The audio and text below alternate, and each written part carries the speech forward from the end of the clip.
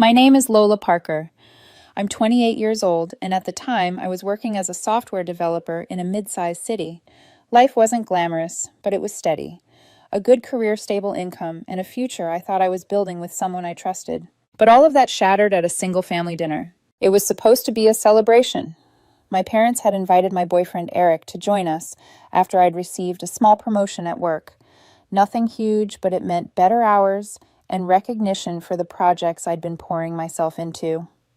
My mom made lasagna my favorite, along with garlic bread and salad. Dad was already bragging about me, and my younger brother and his wife came too.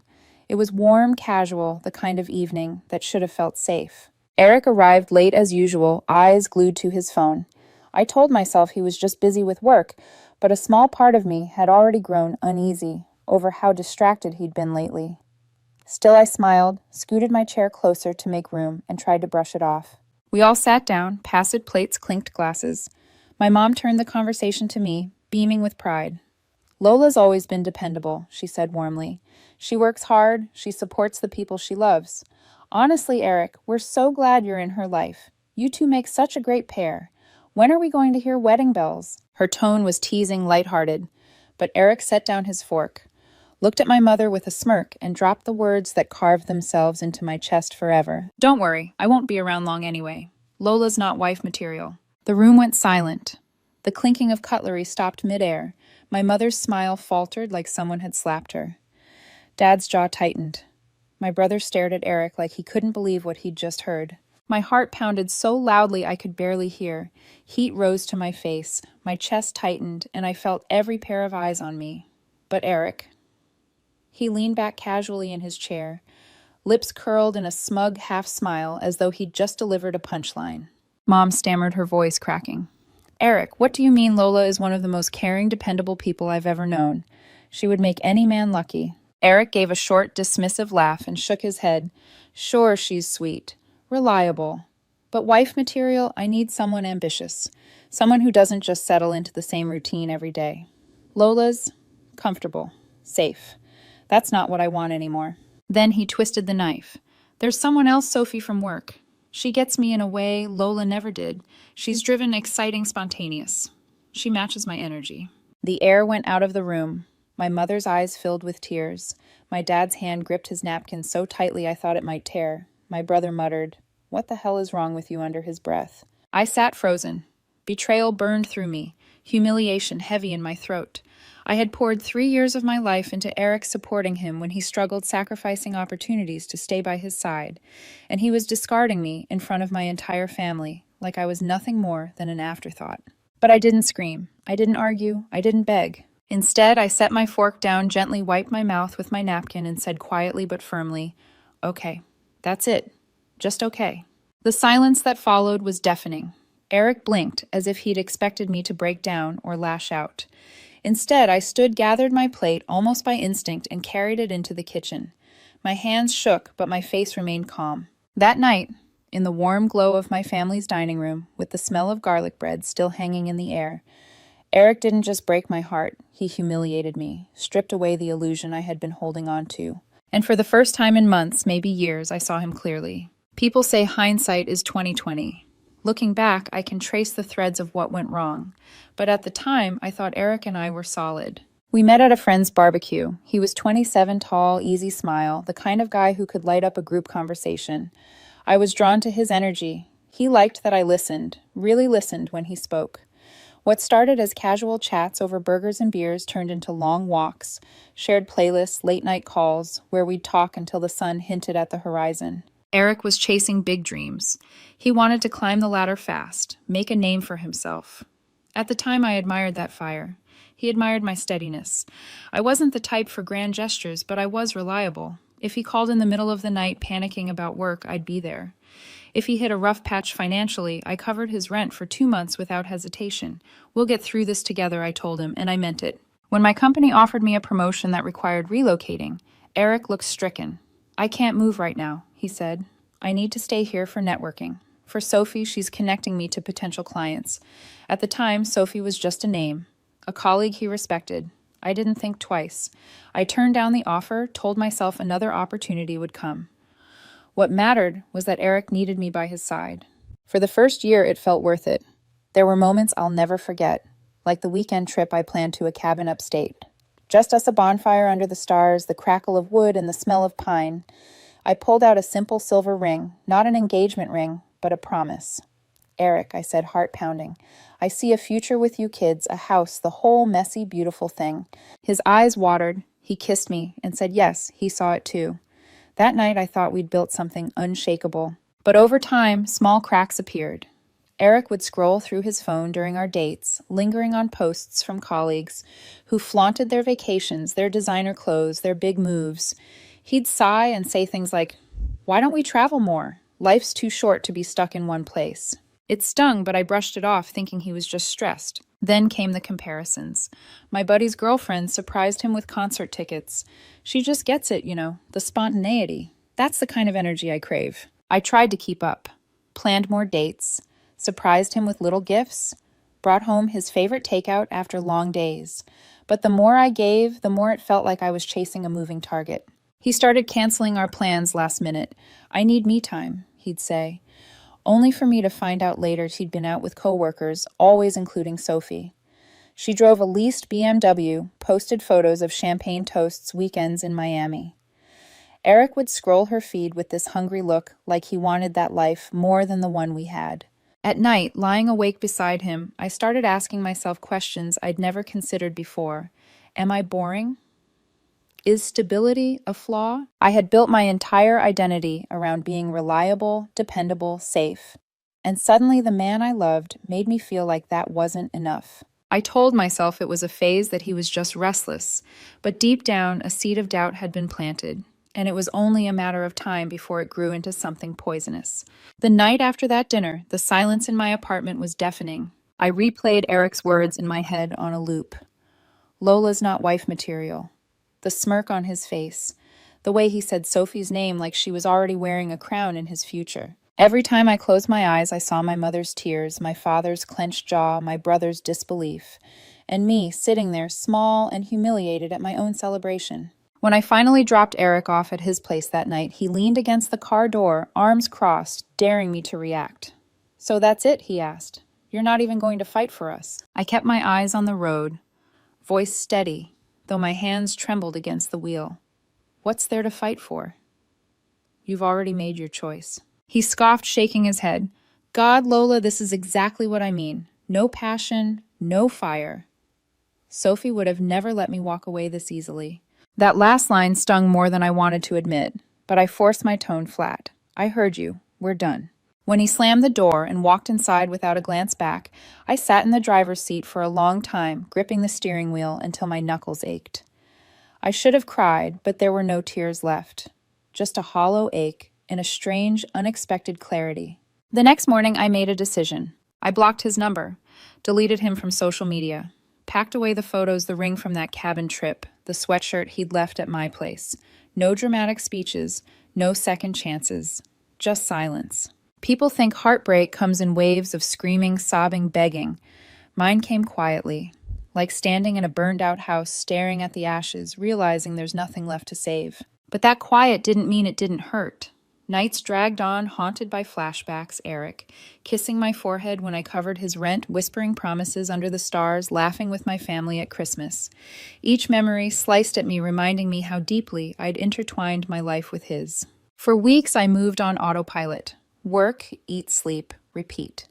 At night, I lay awake, staring at the ceiling, wondering why I wasn't enough, why being dependable, loyal, and steady could be turned into a flaw. Sometimes I'd catch myself scrolling through old pictures, thumb hovering over the unblock button on my phone. But I never pressed it, because deep down I knew if I let him back in, I'd lose myself completely. One night, lying on my couch with the city lights bleeding through the blinds, I whispered to myself, "No chasing, no fighting. He's gone. I walk away." That became my mantra. And slowly that silence that once suffocated me began to feel like space. Space to breathe, space to rebuild. Little did I know, while I was learning to live without him, Eric's new better life with Sophie was already starting to crack. The weeks after Eric were the hardest, but also the most important. At first, the silence of my apartment was unbearable. No late-night calls, no text notifications, no messy shoes kicked off at my door. Just me, the hum of the refrigerator, and my own thoughts echoing louder than I wanted. So I started filling the silence. I signed up for a gym membership, something I'd been too busy for during the relationship. The first few weeks were brutal. I was out of shape, lungs, burning muscles, aching. But every time I ran another half mile or lifted just a little heavier, it felt like I was shedding another layer of him. I joined a local hiking group too, the same one I'd once skipped because Eric thought weekends should be couple time. At first I felt out of place, strangers with their inside jokes, their gear, their confidence. But slowly I found myself laughing with them, swapping stories, building new memories that had nothing to do with him. Therapy helped as well. My therapist sat across from me, calm, steady, asking questions I'd avoided. Why did you ignore the red flags?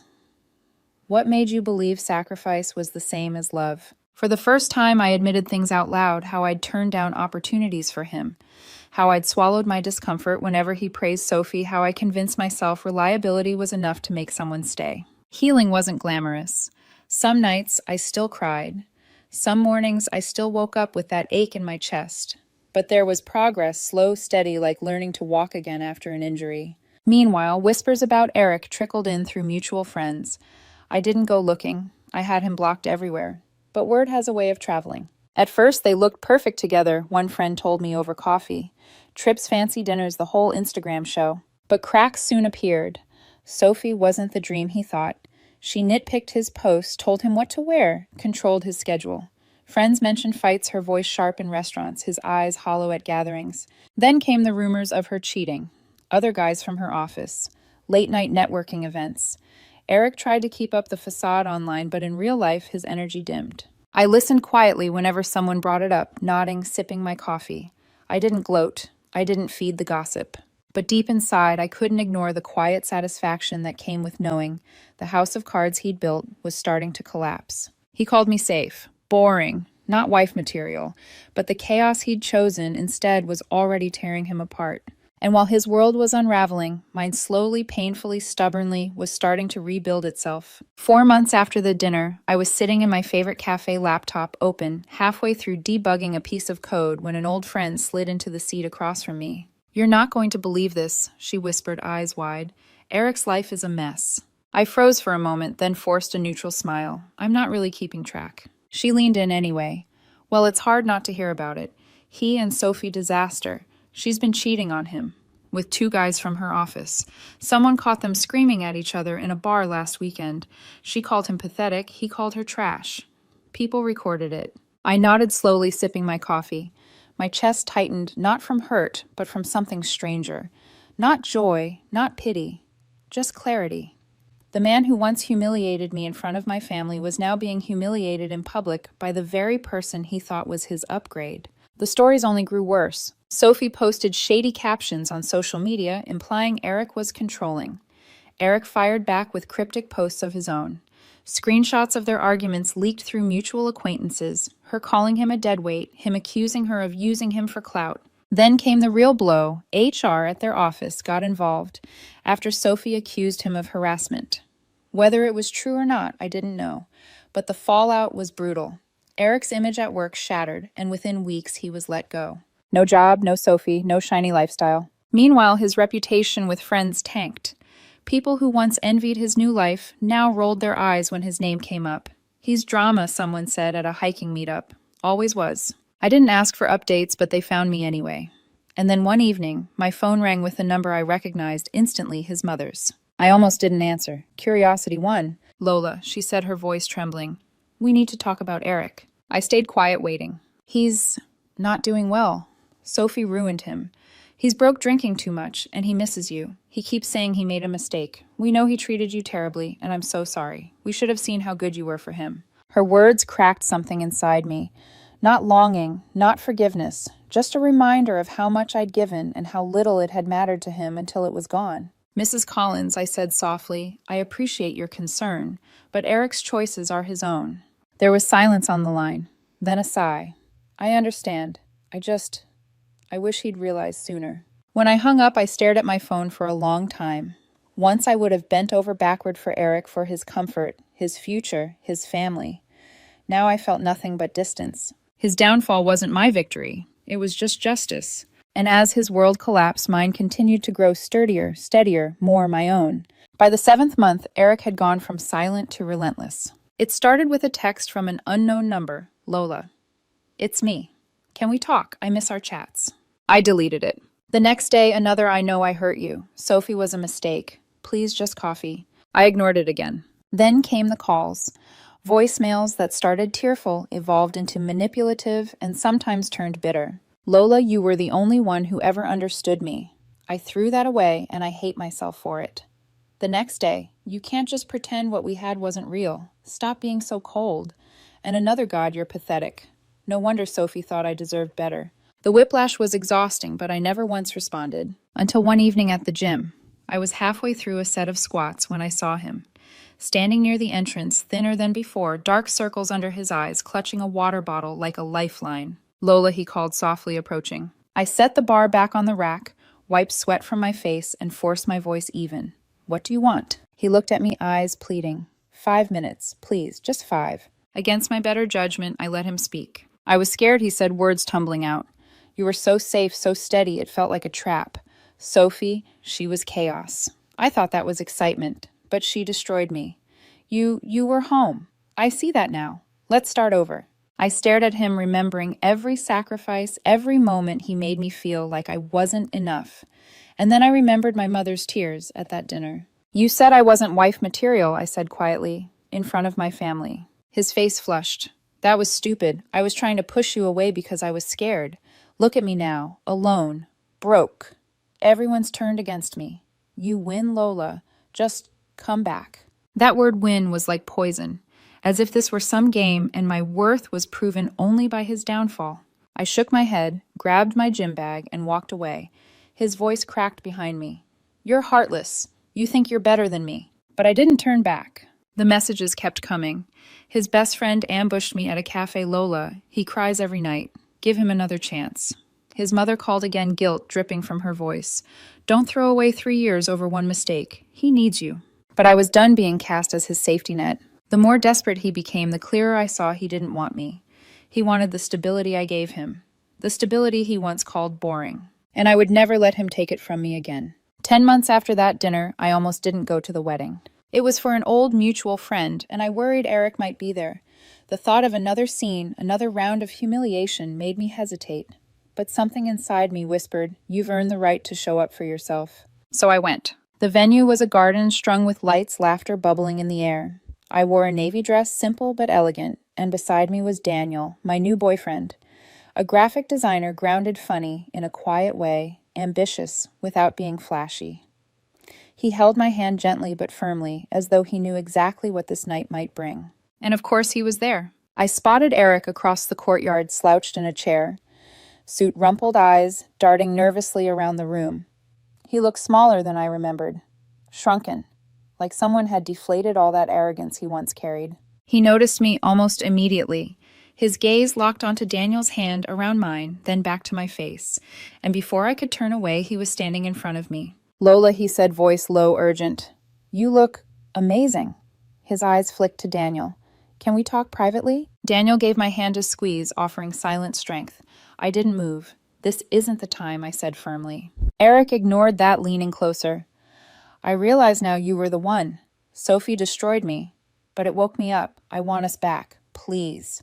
His words tumbled out, desperate, heavy with need. For a moment I saw him as he was not a villain, not even a partner, just a man clinging to the last thing he thought could save him. But I wasn't his lifeline anymore. I shook my head. Eric, that chapter's closed. I've built something real, my career, my peace, my life. And Daniel is part of that now. You're not. His face twisted, half grief, half anger. So that's it. You replaced me already, after everything we had. I met his eyes, calm, steady. You replaced yourself the night you humiliated me in front of my family. I just finally believed you. Gasps and whispers rose around us. I didn't care. I turned Daniel's hand warm in mine and walked away. Behind me I heard nothing. No footsteps, no pleading. Just silence. Later that night, under the string lights, Daniel spun me into laughter on the dance floor. Friends cheered, music swelled, and for the first time in years, I felt light, free. Eric slipped out early, humiliated. No one rushed after him. And me, I didn't look back. Because for once, my story wasn't about being dependable for someone else, it was about being strong for myself. If you're watching this, Eric, thank you for leaving. Because in losing you, I found me.